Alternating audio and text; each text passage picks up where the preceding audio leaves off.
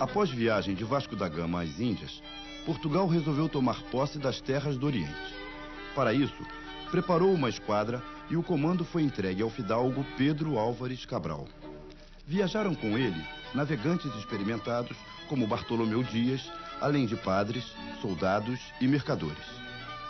A esquadra partiu do Tejo a 9 de março de 1500 e, na latitude do norte da África, desviou-se para o ocidente.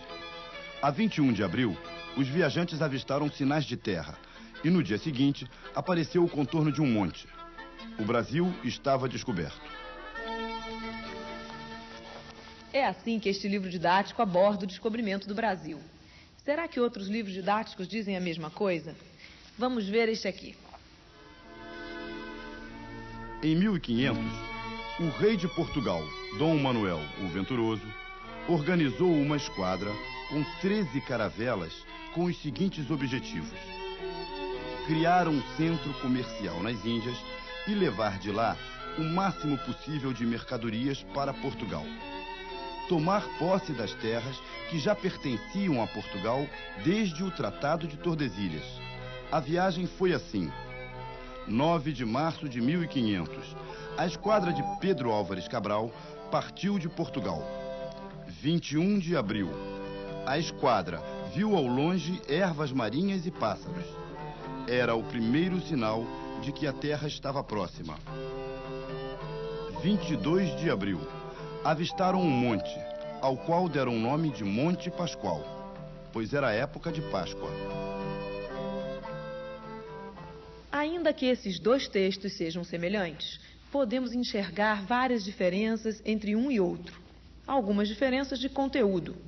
O primeiro texto tem a preocupação de definir como eram as pessoas que viajavam nas caravelas e afirma que a viagem de Cabral tinha como objetivo chegar às Índias, mas que por um desvio da rota chegou no Brasil. Já o segundo texto diz que a meta de Cabral não era apenas chegar às Índias, mas também ocupar as terras a que Portugal tinha direito no Novo Mundo. E dá informações mais detalhadas sobre os primeiros contatos dos navegadores com a terra descoberta. Em resumo, vemos nos dois livros a narração de um mesmo fato, tratado a partir de algumas informações diferentes. Mas as diferenças entre eles não se limitam a questões de conteúdo. Podemos encontrá-las também na forma como os textos estão redigidos. O primeiro tem o texto escrito numa narrativa linear, sem interrupções, enquanto o segundo apresenta uma estrutura dividida em itens. Como entender o fato de que livros didáticos tratando do mesmo assunto possam ter diferenças como estas? O primeiro livro mostrou o percurso que Cabral fez para chegar até o Brasil e o outro já narrou a história sem mostrar o caminho que eles percorreram. Cada um desses textos foi escrito por um autor. Cada um vê o mundo de um modo diferente. Sempre que alguém escreve sobre um tema qualquer, o faz de acordo com sua maneira de ver o mundo, de compreender o tema sobre o qual escreve. Autor de um texto é a pessoa que está por trás das palavras, do modo como as ideias estão distribuídas, da forma como o texto está organizado, ou como as imagens são elaboradas, se for um pintor, um desenhista, um ilustrador. O princípio da autoria não vale somente para textos, mas também para obras de artes plásticas de maneira geral. Toda fotografia também tem seu autor. Os quadrinhos são feitos por um escritor em conjunto com um desenhista. Filmes de cinema, vídeos, todo o trabalho de criação pressupõe a existência de um autor ou de uma equipe, um conjunto de autores. Ajudar os alunos a compreender essa ideia de autoria ajuda na formação de leitores atentos e críticos. Mas como começar? Mostrando sempre que cada texto que eles leem, cada obra que eles veem, refletem o trabalho específico de um ou mais autores. Discutir o papel destes autores na elaboração do seu trabalho contribui para a construção da capacidade de análise das crianças. Crianças de primeiro grau ainda não possuem conhecimentos suficientes para terem autonomia de opinião sobre a qualidade dos textos que leem em sala de aula. Isso não significa que não possam ter suas opiniões sobre diferentes tipos de textos que chegam até elas diariamente, através das propagandas veiculadas pelos meios de comunicação.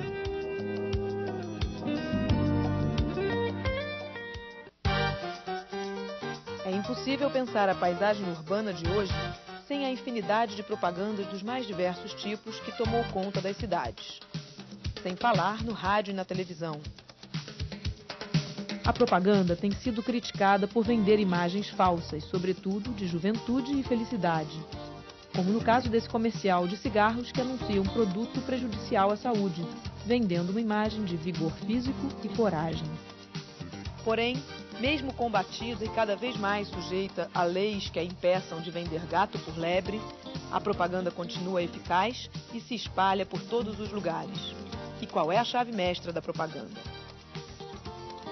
É a frase, ou slogan, que define um produto de forma única e criativa e que fica gravada na memória das pessoas como o refrão de uma canção. A propaganda foi buscar na poesia os recursos que tornam uma frase inesquecível.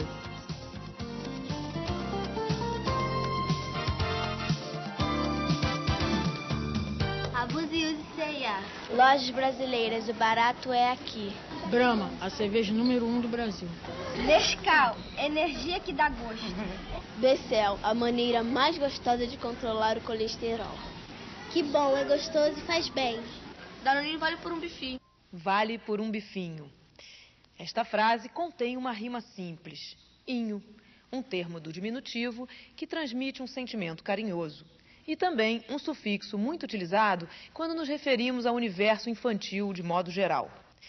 Esta simples frase indica que o produto anunciado é destinado às crianças. E não apenas é gostoso, como tem um valor altamente nutritivo.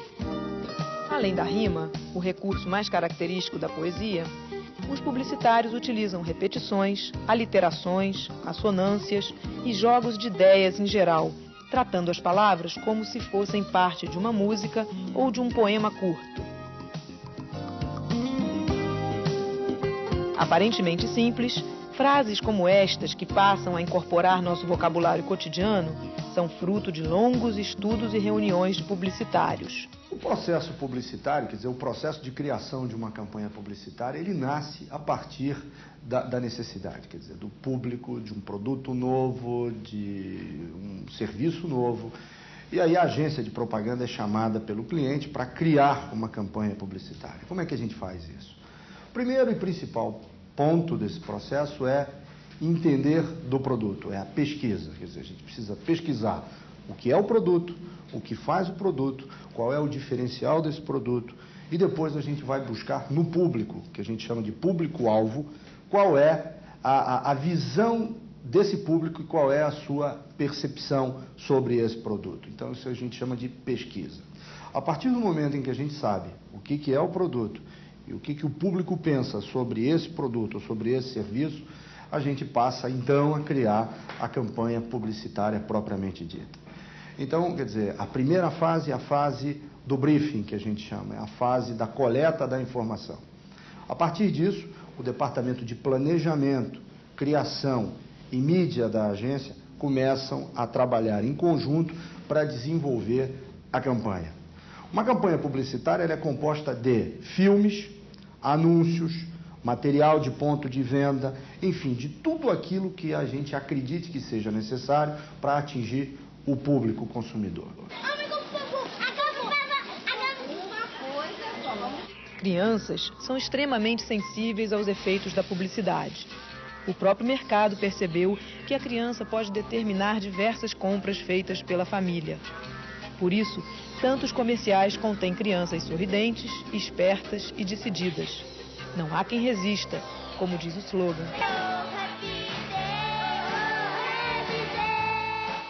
Como trabalhar todo esse universo dentro da sala de aula?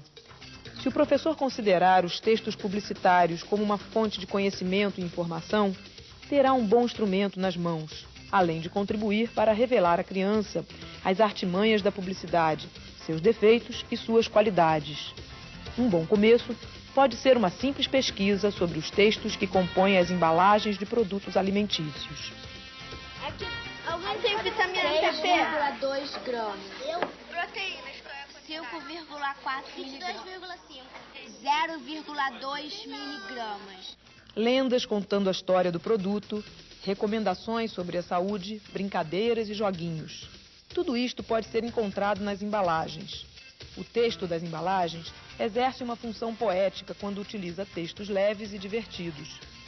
Outras vezes, utiliza uma linguagem científica para dar informações a respeito do valor nutricional do produto ou até uma linguagem imperativa que intima o consumidor a ingerir um determinado produto em sua rotina. Contra a calvície, dor de estômago e cãibra, use Tudol. Tudol é o único produto que combate todos os seus problemas.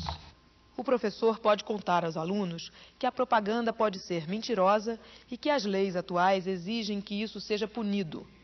No passado, foram muitos os xaropes impunemente vendidos como cura para tudo e muita gente foi enganada.